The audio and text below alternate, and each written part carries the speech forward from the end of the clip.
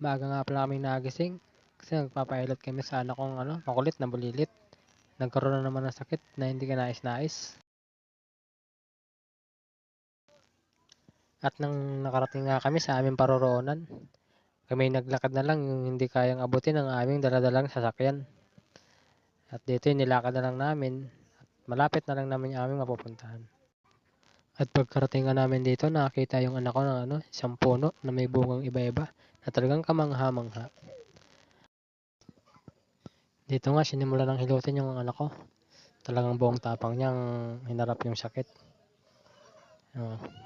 Hindi man mapagsalita na nasasaktan siya. Pero nararamdaman ko na nahihirapan siya o nasasaktan siya sa ginagawang panghihilit sa kanya. And nakikita ko sa mukha niya na lumalaban siya. Talagang tinatapang